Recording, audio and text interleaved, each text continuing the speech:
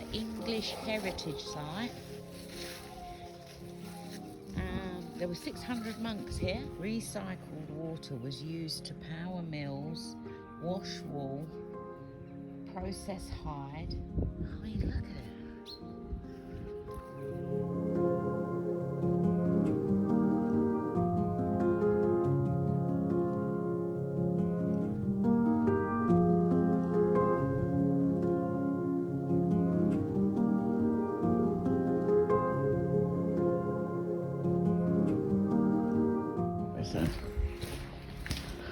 Like a big laundrette. This is a tannery. This building was used for tanning of the leather in the late Middle Ages. The tanning vats can still be seen. Tanning was a smelly, noxious activity, so the tannery was situated from the main building. The abbey was largely self-sufficient, and there were many other agricultural and industrial buildings at the abbey. A description made shortly after the abbey was dissolved in 1538, mentioning a kiln house, a bakehouse, a brew house, stables and piggeries. And that's the toilet. Oh no. Yeah. Follow it in, go around to the right. Oh good lord, look at that. Well, imagine. Thank you. We're coming round the side of the abbey. Oh, look.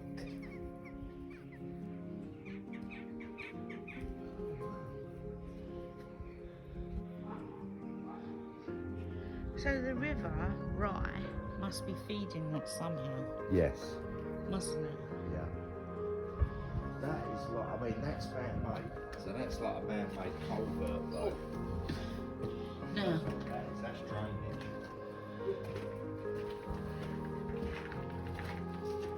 I don't know whether we can. We're not actually going through to this bit.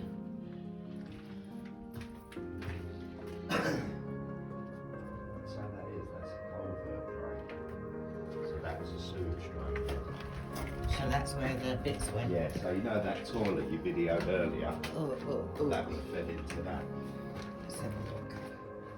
I mean, look. It goes all the way. Oh, yes, I see what you're saying. God, there's no Google in there now. So,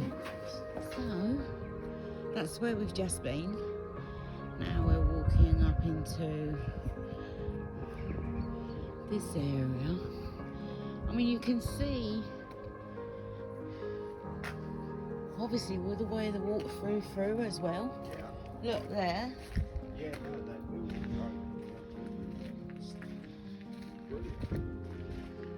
That's it. That little column there is kind of on its own. The rest of it's gone.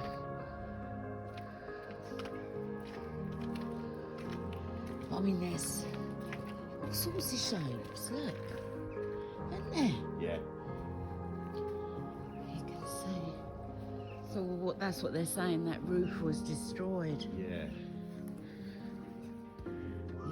Yes. But there must have been rooms there because there's windows. Yeah, look at them funny little arches, the little Yeah. ones. Just there. Very decorative. So this is the infirmary here.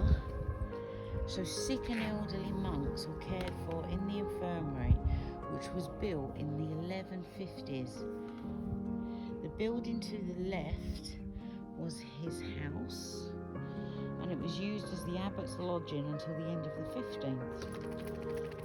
A small number of monks in the late Middle Ages no longer required such a large infirmary, so in the 1490s, Abbot John Burton converted the building into a residence for himself.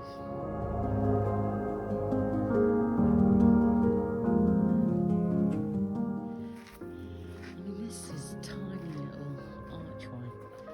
Very ornate though. Very ornate. So here the monks worked on various activities such as copying manuscripts and mending clothes.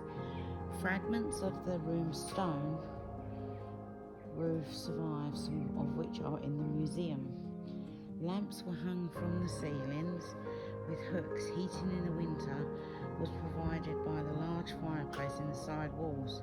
Behind you is the latrine, which was flushed by the abbey's main drain. So we're at the other side now. Above this room was a dormitory. In the mid-12th century, 140 monks slept here on mattresses in a huge open room.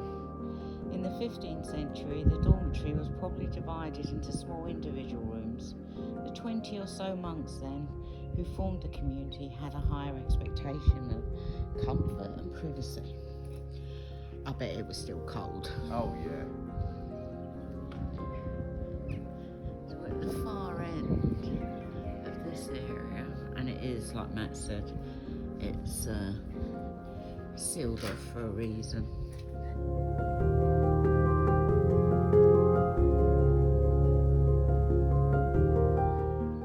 So this is how it would have looked. The church was the focus of Cistercian life. It was here that the community gathered for daily worship and prayer. On feast days during the mid-12th century, the church was crowded with brethren like bees in a hive. You're standing in the earliest surviving part of the church, which dates to the 1140s. As you can see, twice daily the brothers gathered in this part of the church for prayers. They ceased to be a significant part of the community in the 14th century. So, I mean, it's stunning. So this is the crossing, as it's called. The church served two separate communities: the Latin literature monks, who sang 8 daily services. They used the eastern part, and the largely illiterate lay brothers, who had much simpler services and served God with their labour, used the western part. Look at that. I mean, it's huge. Yeah. This is the east end. This was the holiest part of the abbey. Oh, yeah, it's immense.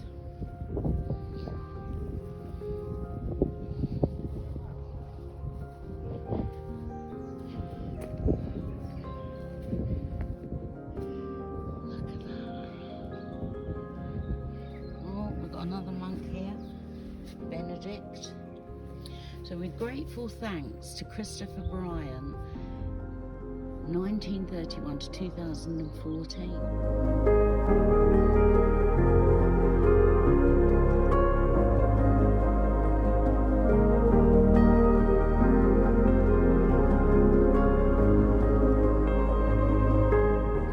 So the Latin literature monks were the respected professional monks. Yeah.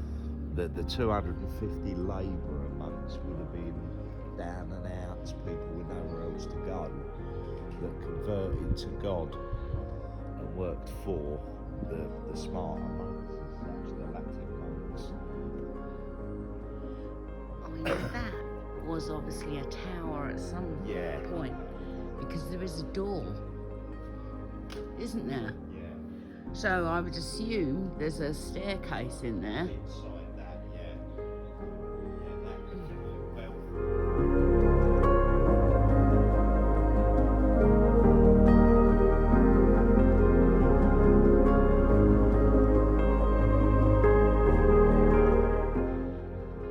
Right.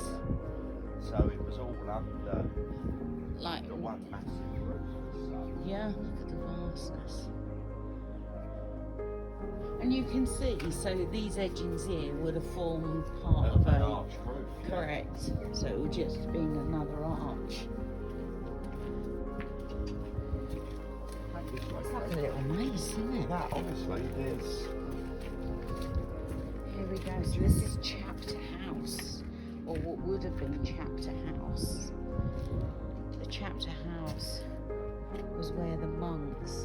their daily meetings, they began to listen to readings of chopped chapters from the rule of St Benedict. The building dates to the time of Aelred, who was abbot from 1147 to 1167.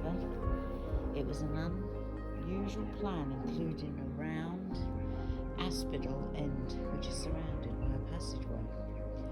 The design was inspired by churches commemorating early Christian martyrs in Rome. So I don't know, we get that's obviously with the roof what it looked like in about the 1500s. Found another monk, Marthia. Lots of monks' names around, but no roof as you can see. But it would have joined onto the main church structure. Oh, the spire there. Yes! See another room at the end of that above this. Right, I get you, yes. Staircase to something. Just moving. You can see what Matt's saying. That was at some point a spiral case to some room. Wow. So we are now in the refectory. It was here that the monks gathered to eat. They ate in silence while listening to a reading delivered from the pulpit. The community sat round the edges of the room, a table supported by stone legs set into the floor. The monks' diet was largely vegetarian. The main hot food would have been thick soup. Before entering the refectory, the monks washed in the lake along water troughs in large recesses. Picture of how it would have been back in the day. Again, the architecture and the arches.